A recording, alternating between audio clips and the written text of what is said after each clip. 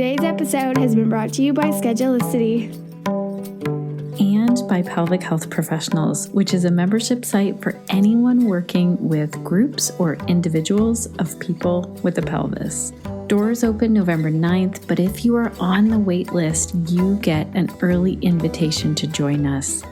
If you are interested at all in learning about pelvic health, this is the place to hang out. Also, I need to tell you about an exciting offer that Amanda McKinney and I have put together because we keep getting asked about how we plan for our business.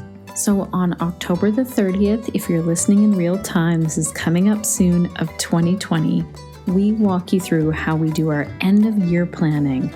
We share the entire process so that you can repeat this with your own business each and every year, or maybe every quarter.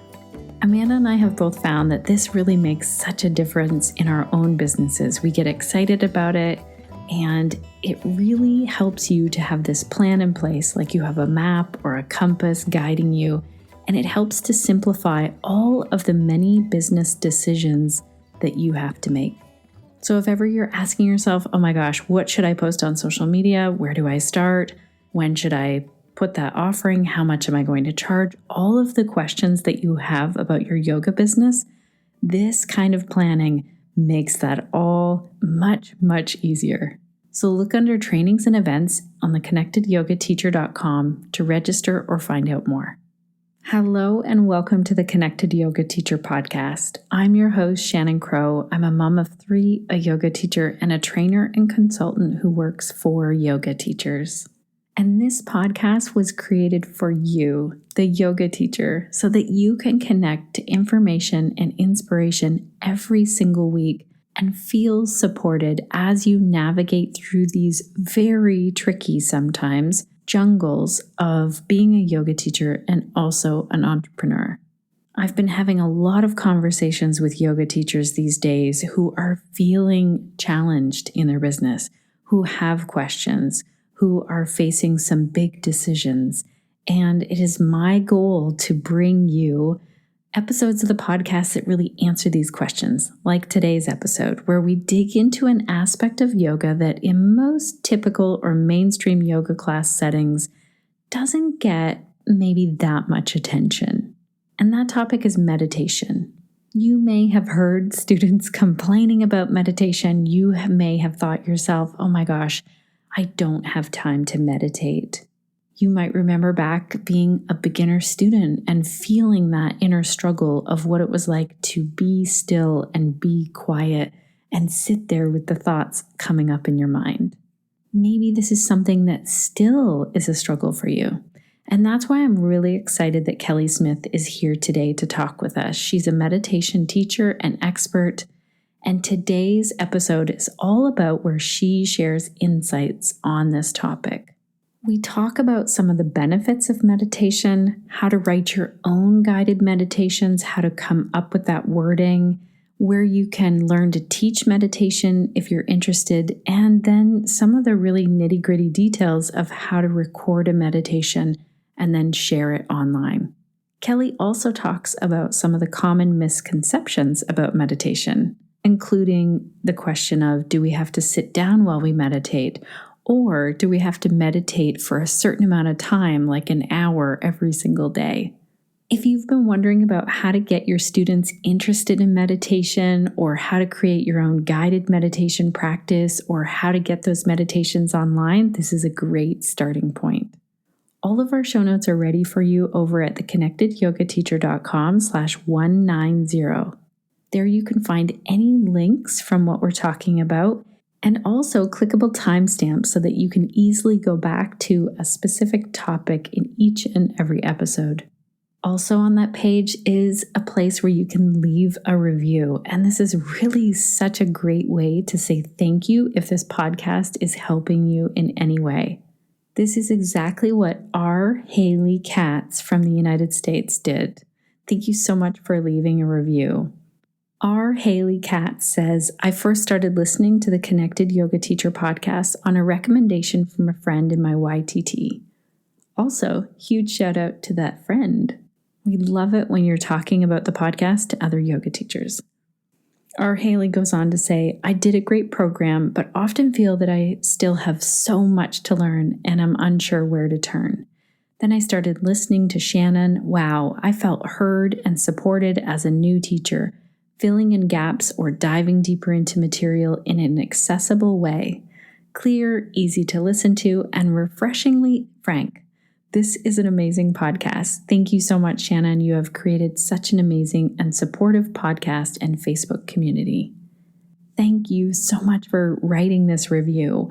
One thing that I want to say is that a huge reason why I started this podcast is because I remember what it was like to leave yoga teacher training and thinking, oh my gosh, there is so much that I don't know.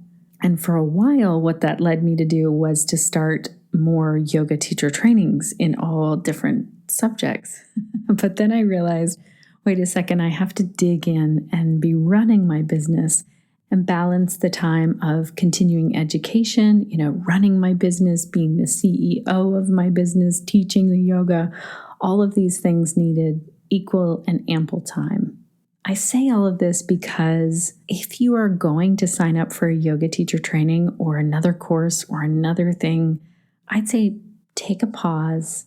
Ask yourself, is this what I really need to focus on? Sometimes we really need to sit down and focus on the marketing of the offering that we have, or focus on how we can make things run smoother in our business. Anyhow, I feel like I'm going on a bit of a tangent because today's episode is not about that. It is about meditation. Maybe I could use some meditation right now, but I do want to say that we need to look at where we're investing our time, and someone out there must have needed to hear that. That must be why I'm going on about it here. Before we dive in and meet Kelly, I want to say a huge thank you to the team over at Schedulicity. Schedulicity is an amazing software that helps you to keep your schedule really clear and clean. It helps people to sign up for all of your yoga offerings in different ways. And they also are so fun to work with. This group of people is so good at customer service. Let's hear from one of the team over at Schedulicity.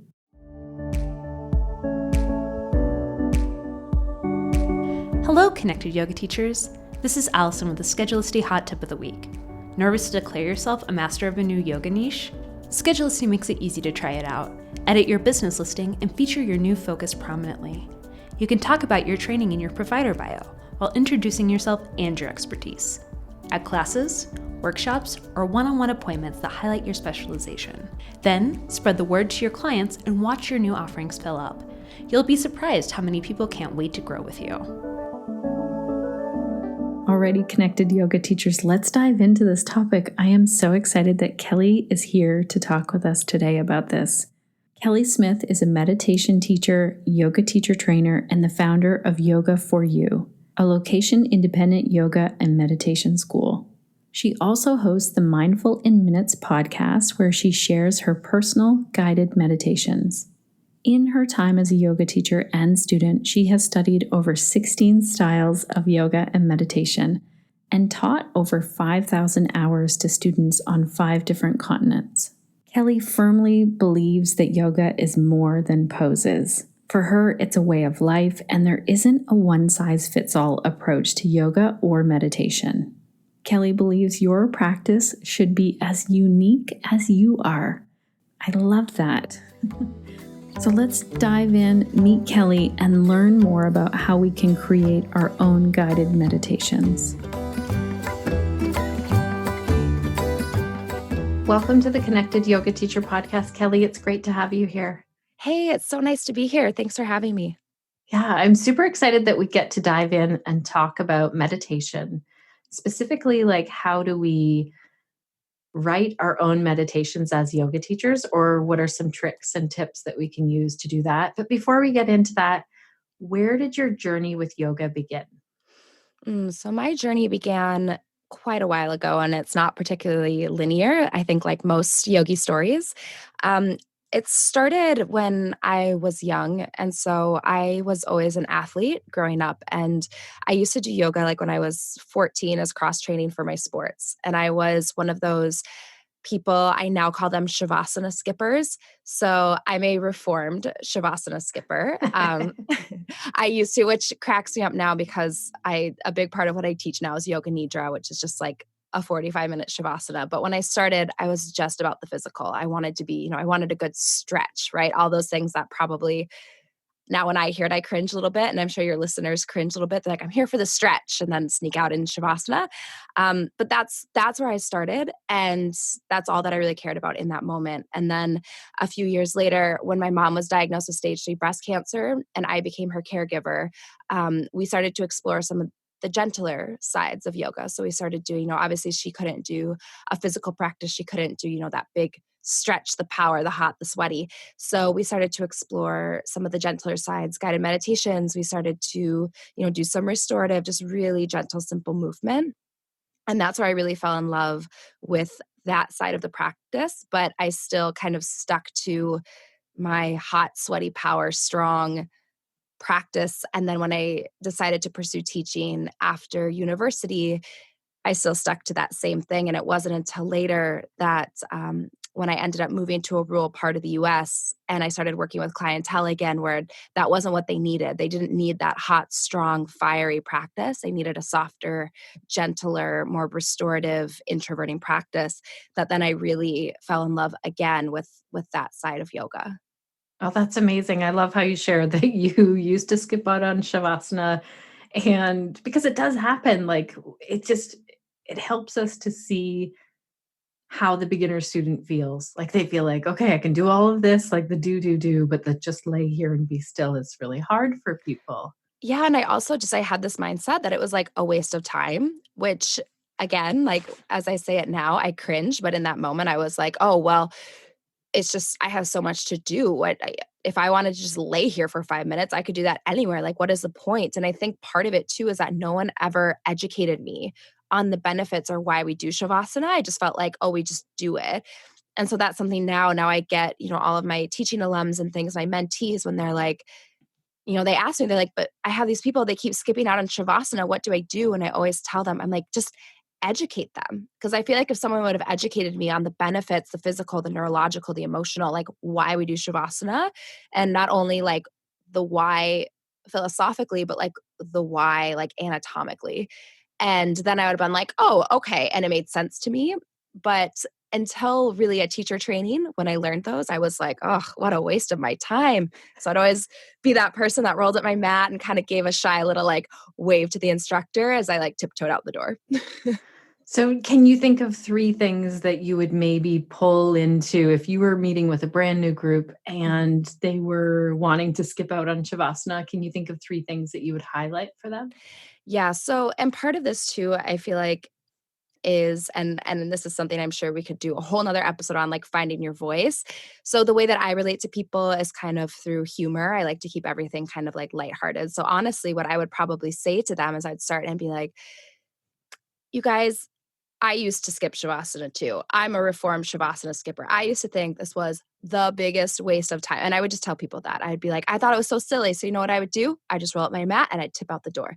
But let me tell you why I'm a reformed Shavasana skipper. And then I would tell people that not only do we do Shavasana because it's a way of metaphorically like dying to our practice and being able to stop and reset, slow down, turn the gaze inward, and then completing the practice and being reborn. So kind of challenging you to think about like, what is it that I want to do differently after I roll up my mat and walk out the door? What is it that I want to, what rebirth do I want? And we can have many, many rebirths even through a day. It's just really, that can be anything. It could be a mindset shift, anything.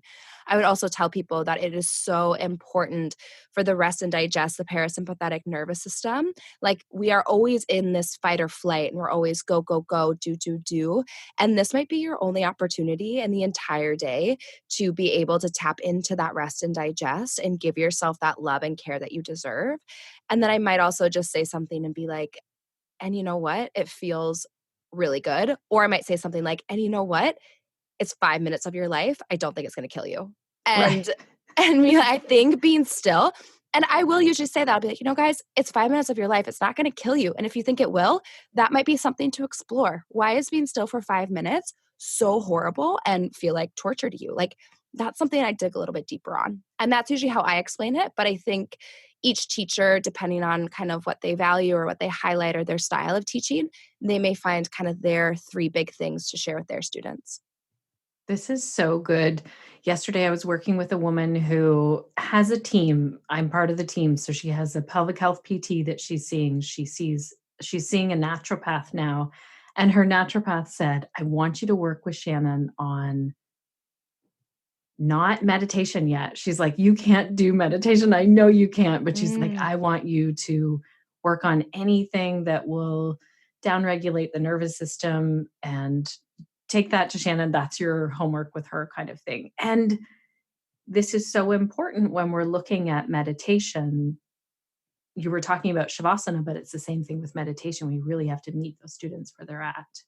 100%. And I think that's why so many people are drawn to the work that I do and the guided meditations podcast that I have, is because I think it's such a good kind of first step in the right direction of doing a guided meditation, because you keep you have a guide there. I think that if we give our students, we just say, okay, and there is this common misconception that meditation is kind of like doing nothing, right? And again, if that's what people think, we haven't done our job in educating our students. Just like I used to think Shavasana, what a waste of time. No one educated me on the why behind it.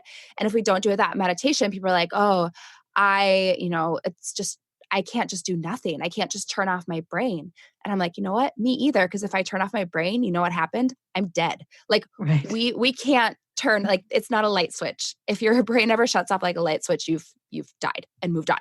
But if we don't educate our people, then they'll think that, oh, I just have to sit there for an hour, crisscross applesauce on the floor and chant Om in a dark room with candles and do nothing. And that's not what it is. And I think that guided meditations are such a powerful tool, because I think of it as like when you're bowling and you put those little like bumpers in.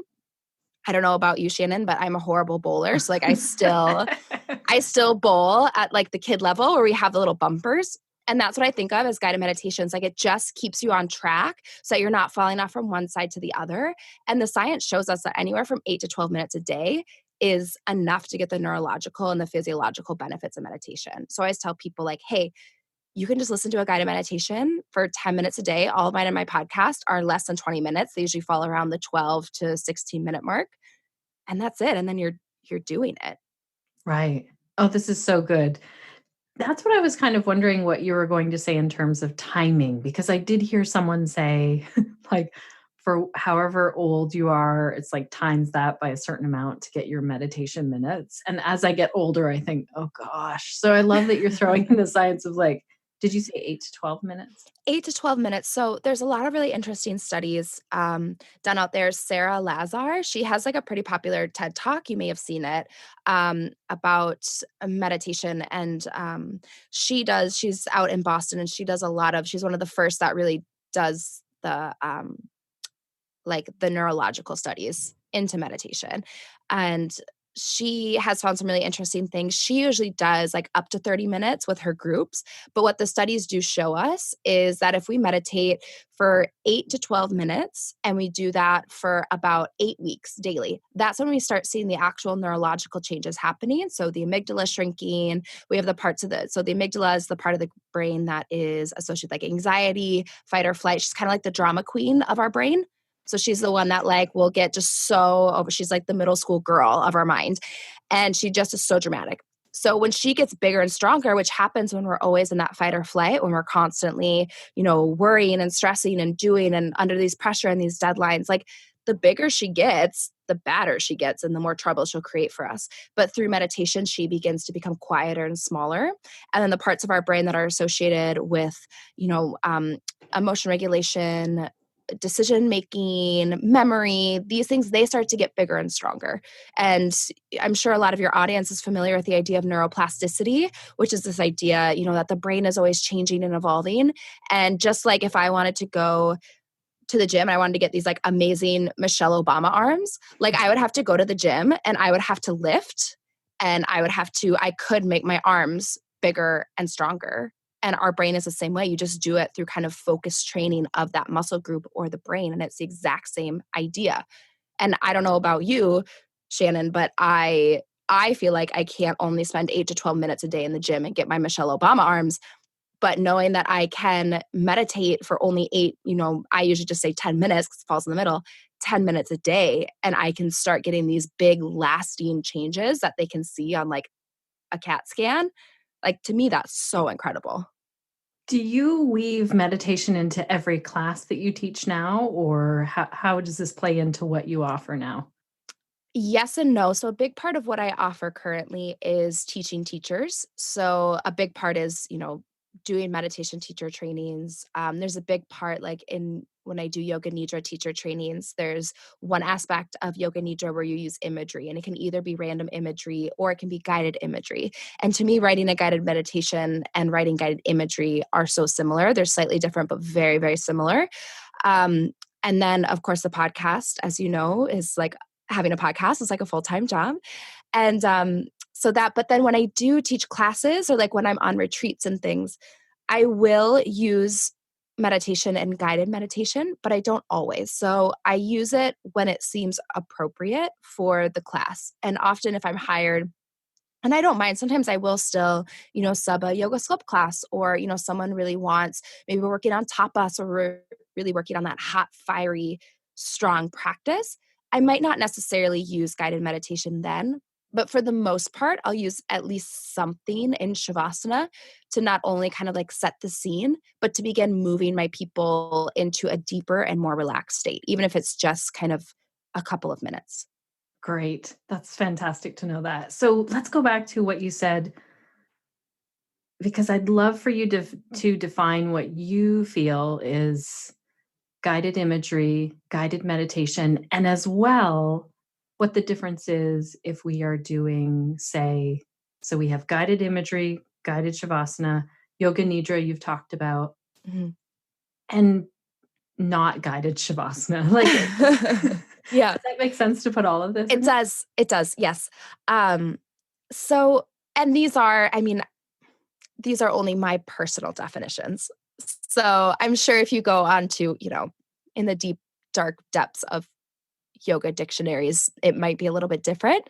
So for my own personal definitions, I think that every Shavasana that you do, um, I think you need to use at least some kind of a relaxation technique, or you need to use some kind of imagery instead of just saying, okay, and now we're going to go to Shavasana, boom, I'll see you in 5 minutes. Because what we know is that people, again, we need those bumpers. Like when we're bowling, we have to gently kind of guide them in the right direction. And that's where I do think that if you give people a little bit of a taste of something, it could be, I teach a bunch of techniques in my courses that you can use, like really simple ones. It could be, a tense and release. It could be even like a relaxation breath. It could be, 2 minutes of guided imagery.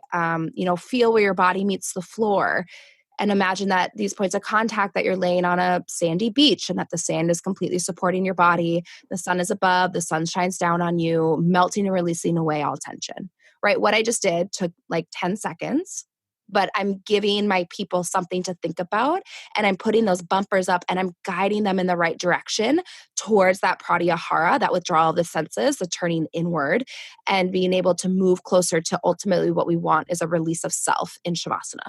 So I think a non-guided Shavasana is just telling someone to lie on the floor and then leaving them there. I think that's kind of like a yogi no-no. So I challenge you, if you're listening to this and you think, oh, shoot, that's what I do.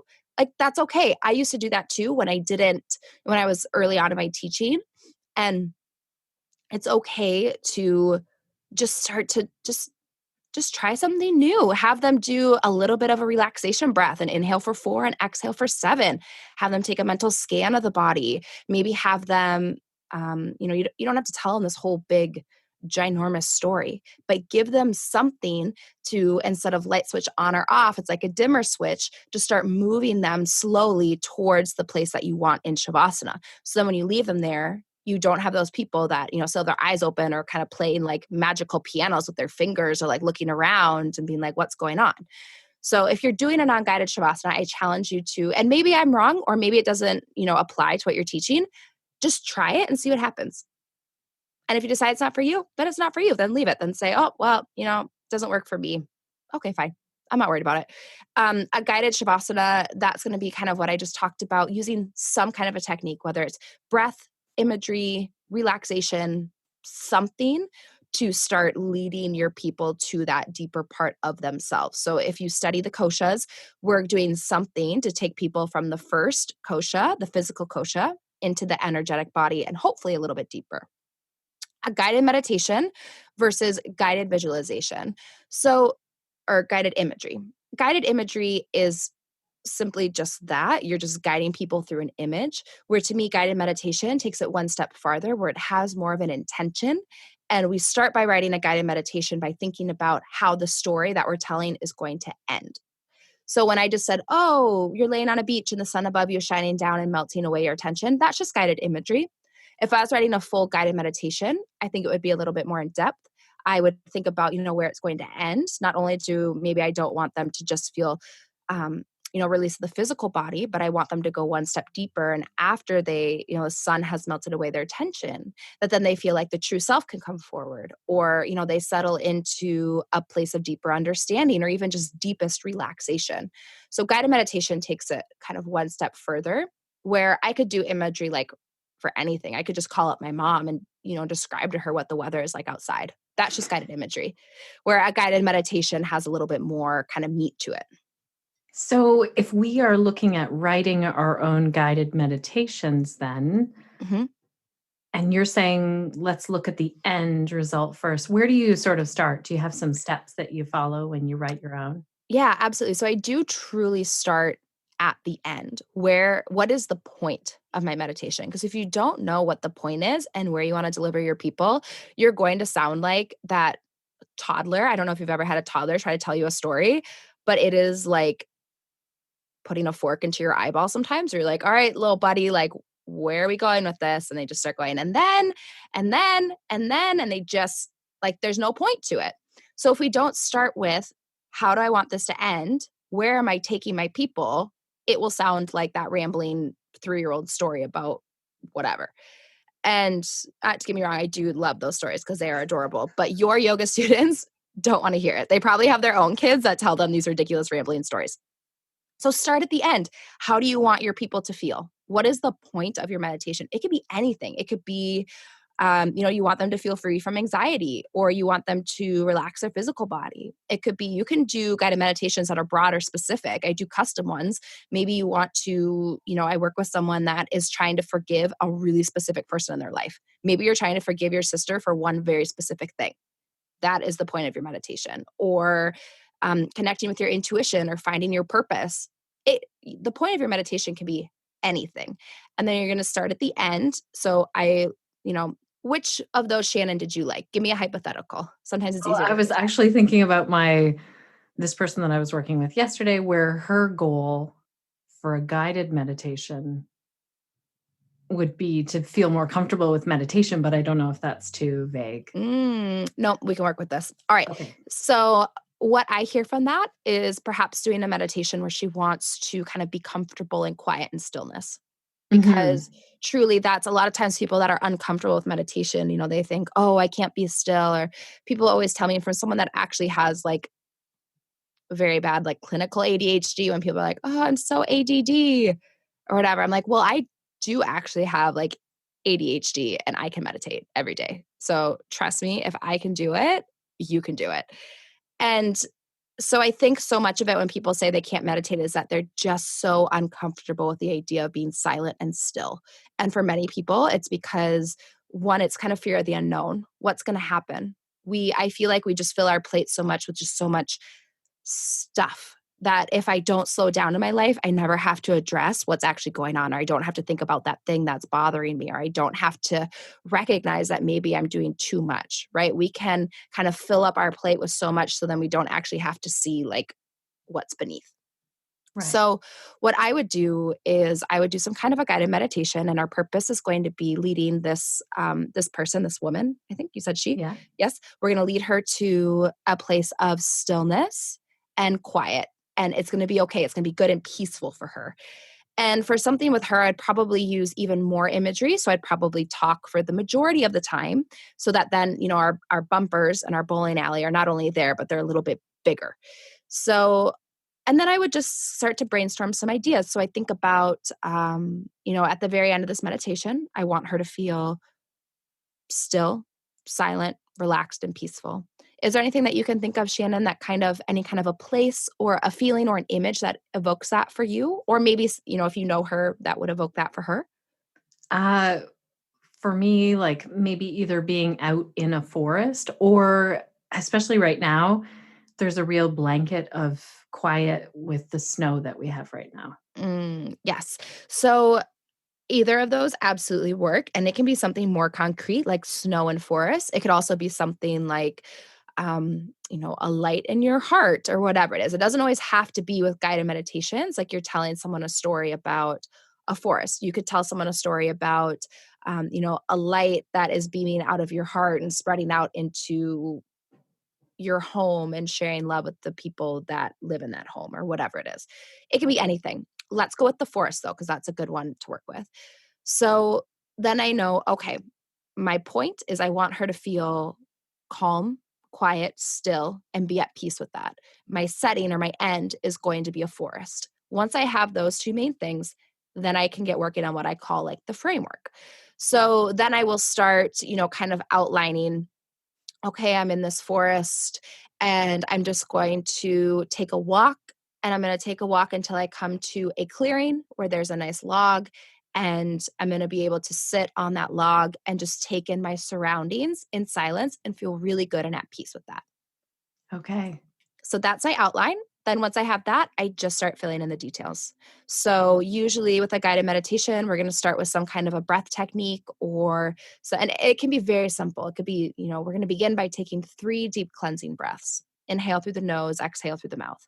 It can be, take a mental scan of the body, any area where you're still squeezing or clenching. On your next breath out, soften that space. So we're doing something to kind of start moving them in that direction. And then we're going to dive into our imagery. And when you start writing this imagery, think about all the senses. So the forest is really good and easy for this. So what do you see? What do you smell? What do you hear? What does it feel like? All of that. And you're going to start describing it. Bring your people to that space. So you're going to imagine in your mind you're in that forest, right? And like when I think about forests, I think about, what I can smell. Like usually they smell kind of like earthy, right? They feel kind of like damp in a good way. A lot of people don't use the word damp. A lot of people don't like that, but like I have to think about, what is it like for me in my mind? And it smells a little bit damp and like earthy, and there's pine trees, and I can smell like the dew, and maybe there's grass, or maybe you can smell like the sap. And so, you're talking about, what do you smell? And then what do you see? Well, I see, all these different kinds of trees, and like name them. There's like pine trees, and you don't want to get so like bogged down in the details that people are like, okay, this is a little extra, but you want to make the picture so clear. And this is where then that guided imagery, right? Where I'm describing the weather to my mom on the phone, that's going to come into play here. Then I'm going to start telling my story of, we're walking and how does it feel on the feet? And what do you feel like as you're walking? What do you see? And then you come to the clearing and you're going to, sit there, describe the clearing. What is it like? What emotion does it evoke for her? And then she's going to sit. And that's where you kind of, take the hammer, the sledgehammer, and you're going to go boom, and you're going to deliver her right to her place. So then she's sitting there and she's feeling, it's quiet, it's still, and she feels so good about it. And then you'll leave her there for a few minutes to kind of contemplate and then take her out of it. Oh, that's great. That's really concrete. Is there anything that you have learned along the way in creating and writing meditations? Like, are there some things where you're like, I did that. I used to do that. And now I don't do that anymore. I've kind of learned not to do that. Or, ooh, now I really know this thing and I do this quite often. Yeah, I think that with everything, that growth and progression is so important. And with that is going to be then looking back and thinking, oh, I used to do this and now I don't. Or, oh, I really, stumbled across this thing and it seems to work really well. So before I tell you my exact ones, just like a piece of advice for the teachers listening is if you don't feel like you have not necessarily failed, although I do think failure is so important. I think it's such a good thing. So one, if you don't think you failed recently, go do something so that you do fail. And I know that sounds silly, but it will help your teaching. Like, try something new. You probably aren't pushing yourself out there enough or stepping outside of your comfort zone enough if you don't feel like you failed or kind of went, oops, that didn't go over that well, or wow, I really stepped out of my comfort zone there. And also, if you feel like you haven't refined or evolved in any way recently, it's probably time to start something new and to do something a little bit different. So, a few things for me personally that I've discovered just the more that I do this and the more that I teach this, um, being really mindful with your words. So, there's some words that apparently people just don't like. So, when I say like, oh, don't use damp, people don't like that word. Like, damp. One time someone wrote me this like super, super nasty 1-star review on iTunes because I used the word rocks instead of pebbles, because pebbles are soft and rocks are hard. I mean, was it a little dramatic of this person to take their time to write this like nasty 1-star review about rocks versus pebbles? I mean, yeah, that person probably needs like a new book to read or something. But I was like, okay, fine. There's people out there that think rocks are sharp and pebbles are soft. Thinking about all sorts of just like what words you're using. There might be some words you want to be obviously eloquent with your words, but also somewhat simplistic. So I'm not going to use a word where people then have to go look it up in the dictionary.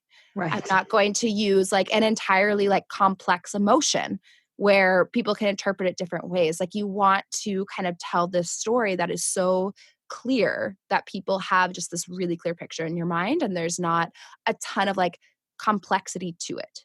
It can be sophisticated in terms of the idea and the execution of it, but the actual like words and script that you use, like, you're not, you're not, this isn't the SAT or whatever standardized testing. Like, you can just make it very simple so it's easy and relatable for your people. I've also learned that they can be any length. They can be anywhere from, 3 to 5 minutes in Shavasana to 45 minutes. There is no, like, for me, I found my sweet spot to really be kind of like around that 15 to 20-minute mark if I'm doing like a little bit more in depth, but you can do any length. Also, I've learned to be mindful of the settings, especially if you're doing guided imagery. So I try to stick to the crowd pleasers and avoid the crowd displeasers. So crowd displeasers, things that might be kind of like just generally upsetting or triggering for people. So I'm not going to do a guided meditation set in a dark alley as a woman alone. Not going to do that. I'm not going to probably, um, you're left alone in the ocean in open water, or there's probably not going to be any snakes or spiders in my guided meditation. Even Right. if, and it's not to say, like, I personally will use those sorts of things in my personal practice. I like to do this personal meditation where I basically envision my body setting on fire, but not in an alarming way. So for me, I know that it's safe, and I'm basically practicing like tapas, kind of like a controlled prairie burn, where I'm burning away what I don't need so the new can grow out. So I know that that's totally fine and safe, and that my body is on fire in a good kind of like emotional way. But I'm probably not going to use that with my people, because something like, oh, and then your body ignites in flames can be disturbing.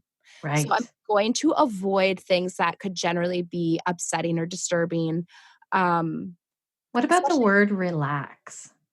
I use it all the time. If people don't, it's just so simple.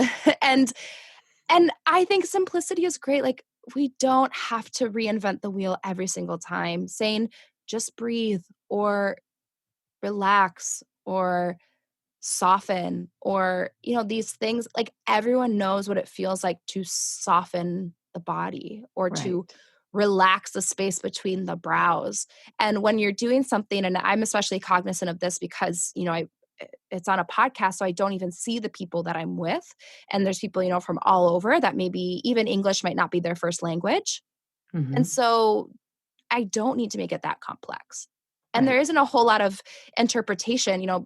Relax doesn't mean a ton of different things for different people, especially if I'm using it like for the physical body. Right. I hear some people say, "Oh, I want to find a new way to say Mm. something." So, but I like I what you're saying. Keep it simple. I think keep it simple, but also something that I recommend people do if you feel like you're in that rut with your words, which sometimes happens to me, like writing a new meditation every week. Sometimes I feel like, oh, I need some new fresh ideas. Like, there's nothing wrong. I love a good online thesaurus.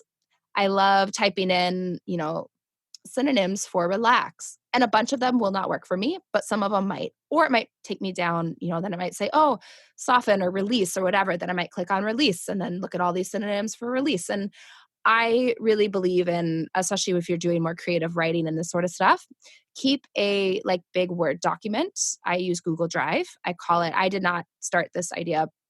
Um, it's called the idea parking lot. Have you heard of this, Shannon? Do you ever do work with Rachel Cook? She loves a good idea parking lot. Oh, no. Like I've heard of keep all of your ideas in one place, but tell us the parking lot. All right. So idea parking lot, and you can have so many different parking lots, but idea parking lot is going to be, you're taking a shower and you think of something and you're like, oh, that's a good idea, but you don't have space for it then, which happens all the time. I might think, oh, I should really, do a course on this or a master class on that, or that make a great idea for a meditation, but I just covered a sleep meditation, so I'll have to wait a while. Put all those ideas in, I use Google Drive and I call it my idea parking lot. And then when I feel like I'm either uninspired and I need an idea, or I feel like I have the space to take on a new project, maybe some things have wrapped, I'm like, I'm ready to take on a new big project, I can go back to that idea parking lot, look at them and be like, oh yeah, this would be a good time for that. Right. And if I this don't, is a good idea. yeah, if I don't keep them somewhere, it's going to go in and out of my mind so quickly. I feel like especially us as entrepreneurs, we tend to be really good idea generators, but then where we fall through is on the actual execution of these ideas. Or I think the biggest pitfall is we try to take on too many at once instead of just doubling down and focusing on cultivating one thing. And then, once that little baby plant is ready to be, transferred into maintenance mode, and you can just put it, in some dirt and put it out on your patio for a while, then you can start growing a new plant instead of trying to, do all the things all the time. Right. So the idea parking lot has really helped me with that. I also have one for like descriptive words and images. If I am in a movie or I'm reading a book and I'm like, oh, I really like that word, or I just hear someone say something, I'm like, oh my gosh, I never thought of that. Like recently I fell in love with the word illuminate. Like, so great. Everyone knows what illuminate and ignition, ignite, things like that. I'll keep it in there. And then if I feel like, oh, I keep saying, light up or come alive or whatever. And then like, oh no, I'm going to use illuminate. And then I have some words that I can use. So you can do an idea parking lot for that. You can do it for anything. That's a great idea. So one final question that I have for you is yoga teachers often will ask, okay, my students want a guided meditation or a guided Shavasana or something to take home, audio. Mm-hmm. And they'll say, how do I do this? Like, how do I set this up to record the audio and then get it to people? Yes. So that's a tricky one because it's something and I get this question all the time. I have, in my closed teacher groups, I run a master class that is just that thing. That is basically, how do you do, and it's like the most simplistic and it's like a 90-minute thing. But so in the most like boiled down, simple form, I think the easiest way to do it is to record it on a voice memo on your phone. And you can use the little headphones, like if you have an iPhone, the little white earbuds that have the little bar on it. That bar has a mic in it. So kind of hold it in front of your face and record it that way into a voice memo. From that voice memo, if you don't do any editing, you can just share that voice memo if you want. Or you can upload it into your computer, use something really simple like GarageBand. I use Audacity. What do you use, Shannon? I use GarageBand because I have a Mac, but I've heard of Audacity as well. Yep. I have a Mac and I use Audacity, and it's really just like what you're used to. Like that's what I learned on. So that's what I do. And then you can just make a few simple edits. And then you can either maybe upload it to YouTube. You could email the file out. You could, you can make a podcast. My podcast just started as a way for, after I'd moved and sold my studio, my students could still practice guided meditations with me. I didn't think it would take off the way that it did. And it just started as kind of this, way of doing an online resource for my students. You could certainly upload it to something like that. So yeah, that's the most simplistic. If you're really, really curious about it though, and you want to kind of get to like that next level, that might be something where you do like a master class or do a session with someone to really kind of get the ins and outs of it. Right. Oh, that's great. Thank you so much. So tell us, where can we learn more about the work that you offer? What's the best place for our listeners to go to? So probably just my website, of course. It's yogaforyouonline.com. And that's where you can see, you can access my podcast. So if you're interested in guided meditations, I highly recommend, this is not even just a plug, I highly recommend go and listen to some of the ones that I have done, not even as a meditation practice, but like listen to the way that I'm doing it. And it'll help solidify what I walked you through a little bit earlier. So you'll be able to see how I do that in execution. So you can go, you can listen to it. The podcast is called Mindful in Minutes. But then on that website, if you're interested in doing like courses, so like restorative courses, yoga, nidra, meditation, things like that, that's all on there. Or anything else. Or if you just want to say hi, just go to the website and all the things are click around enough and you'll be able to find everything. Right. And so we'll put both of those links in our show notes. And just to clarify, it's Yoga for You, which is all spelled out. Yep. yogaforyouonline.com. I'm a big fan of just spelling the words the way that they're spelled. No numbers, fantastic. No nothing. Thank you so much for your time today. This has been fantastic. Thank you. I really appreciate it. Thank you so much, Kelly. Thank you also, Connected Yoga teachers, for being here, for learning, for listening in. I am so curious to hear what your key takeaways are. If you want to share them with me and our listeners, you can go over to the connectedyogateacher.com/190. Leave a comment. Maybe you have a question for Kelly. Maybe you want to share how you do your own guided meditations and what helps you. Any of your comments can go in the comment spot right at the bottom of the show notes page. One of my key takeaways for this episode is definitely the idea parking lot. So after I talked with Kelly, which we did this episode a long time ago, back when there was snow on the ground, and we're coming up to the time now in October in Canada where snow is going to happen again very soon. And I took this idea that Kelly gave us in the interview and used it. So I have a quote unquote bullet journal, which really is just a 5-subject spiral bound notebook from Staples, one of my favorite stores on the planet. I really have a thing for office supplies. But I try and find the most simple notebook because that takes away my perfectionism of like thinking I need to make a journal or a notebook pretty. I like to really focus on filling the book, making it messy when I want to, being able to just dump all of my creativity in there when I feel like writing. So I put a section in that notebook for my idea parking lot, and I have to tell you that this has really helped me. It's like, oh, I have an idea, and instead of like starting the idea or thinking, where should I keep this idea, or it floating around in my mind, I just write it down and then leave it. And this is so helpful. So if there's one key takeaway that I had, it was definitely this. Another key takeaway for me as I was listening back was this idea of when meditation gets to be a struggle, to just put on a guided meditation from someone like Kelly. So I subscribe to her podcast and I am really enjoying the meditations that she has on there.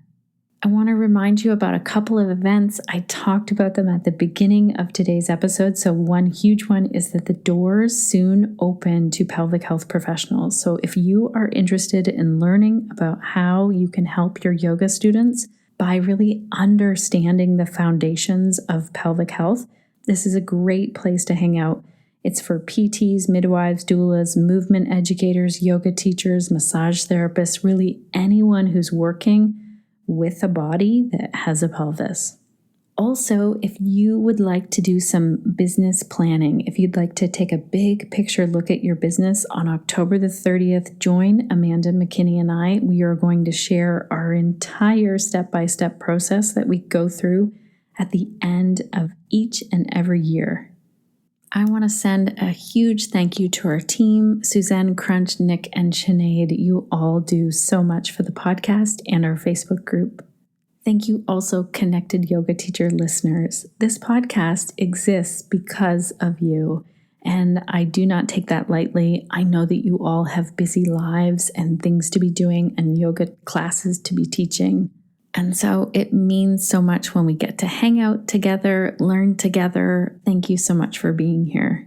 And you know the question, if you are a regular listener, I always like to ask, what will you be doing to stay connected this week? To yourself, to your yoga practice and to your community so that you can share the yoga that lights you up.